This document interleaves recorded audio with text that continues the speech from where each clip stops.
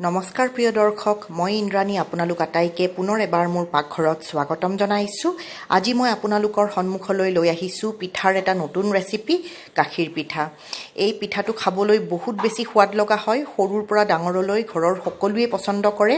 মোৰ এই পিঠাটো পাৰ্চনেল ফেভৰেটেই হয়। সৰুৰ পৰা খাই মই বহুত বেছি ভাল পাওঁ আৰু একো যোগাৰ নালাগে, ইনষ্টেণ্ট বনাব পাৰি। ঘৰত যদি পিঠাগুড়ি আপোনালোকে কৰি থৈ দিয়ে, পিঠাগুড়িৰে আপোনালোকে যেতিয়াই মন যায় এই গাখীৰ পিঠা বনাই খাব পাৰে। আশা ৰাখিছোঁ ৰেচিপিটো চাই ভাল পাব বুলি, গতিকে লাইক এটা দিবলৈ নাপাহৰে যেন, আৰু নিজৰ বন্ধুবৰ্গ আৰু পৰিয়ালবৰ্গৰ লগতো এই ৰেচিপিটো শ্বেয়াৰ যাতে নিশ্চয় কৰে।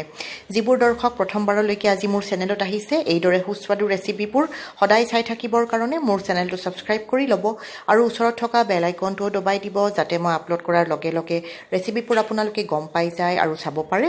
আহক তেনেহ'লে যোগাৰখিনি ফটাফট কৰি লওঁ আৰু বনোৱা আৰম্ভ কৰোঁ আজিৰ সুস্বাদু ৰেচিপি।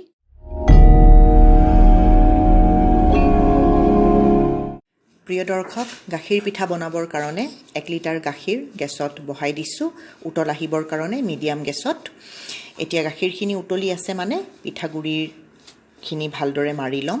এয়া মই এবাটি পিঠাগুড়িত সৰু চামুচেৰে এচামুচ চেনি দিছোঁ।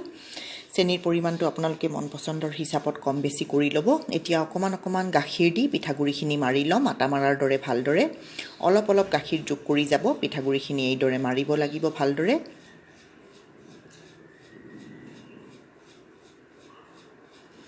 এয়া চাওক, পিঠাগুড়িখিনি সুন্দৰভাৱে মাৰিলোঁ মই।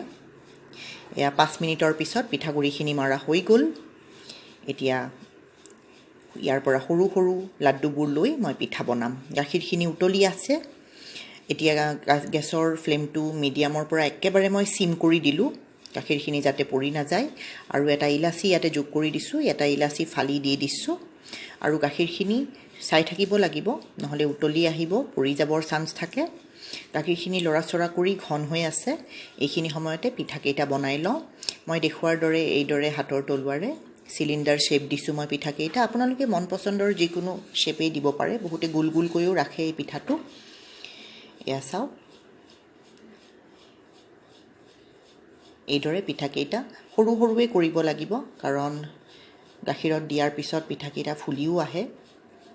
অকণমান ডাঙৰ ডাঙৰ যেন লগা হ'ব। এয়া চাওক, এইদৰে গোটেইকেইটা পিঠা মই বনাই পেলালোঁ। মই লোৱা চাউলৰ গুড়িখিনিৰে এইদৰে 16টা পিঠা হৈছে। পিঠাকেইটা ৰেডি কৰাৰ পিছত গাখীৰখিনি আপোনালোকক এবাৰ দেখাই দিছোঁ। গাখীৰখিনি সুন্দৰভাৱে ঘন হৈ আহিছে।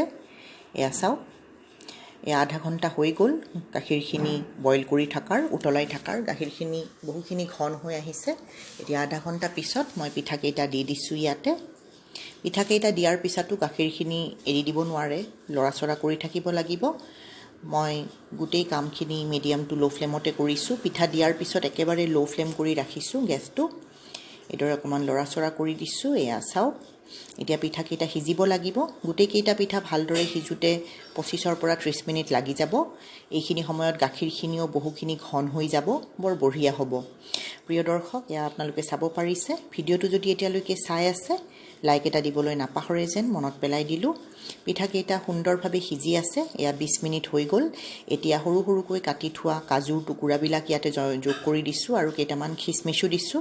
আপোনালোকে যিকোনো মন পচন্দৰ ড্ৰাই ফ্ৰুটছ এই পিঠাত ব্যৱহাৰ কৰিব পাৰে, খাই বৰ বঢ়িয়া লাগিব। এয়া আপোনালোকে চাব পাৰিছে, 25 মিনিট হৈ গ'ল। গাখীৰখিনি ঘন হৈ আহিছে আৰু পিঠাকেইটা সুন্দৰভাৱে সিজি গৈছে। এতিয়া ইয়াতে জোখমতে চেনি যোগ কৰি দিব। আপোনালোকে যিমান মিঠা ভাল পায় সেই হিচাপতে দিব। মই 4 টেবুল স্পুন চেনি দিছোঁ। ভালদৰে মিলাই দিম। চেনি হোৱাৰ সময়তে দিব লাগিব। যিকোনো মিঠা বস্তু বনাওঁতে, পায়স বা এনেকুৱা পিঠা, চেনি হোৱাৰ সময়ত দিব। এয়া চাওক, চেনি দিয়াৰ পিছত 5 মিনিট হৈ গ'ল। এতিয়া মই গেছ বন্ধ কৰি দিম। গাখীৰখিনি বহুখিনি ঘন হৈ আহিছে, আপোনালোকে চাব পাৰিছে। আৰু পিঠাকেইটা সুন্দৰভাৱে সিজি গৈছে, বৰ বঢ়িয়া হৈছে। দেখিলে আপোনালোকে গম পাইছে নিশ্চয় প্ৰিয় দৰ্শক। এতিয়া গৰমে গৰমে আপোনালোকৰ সন্মুখত মই পৰিৱেশন কৰি দেখাম। গাখীৰ পিঠা খাবৰ কাৰণে একেবাৰে ৰেডি হৈ গৈছে। বৰ লোভনীয় হৈছে। ইলাচি দিয়াৰ কাৰণে সুগন্ধ হৈছে আৰু ড্ৰাই ফ্ৰুটছো দিছোঁ মই ইয়াতে।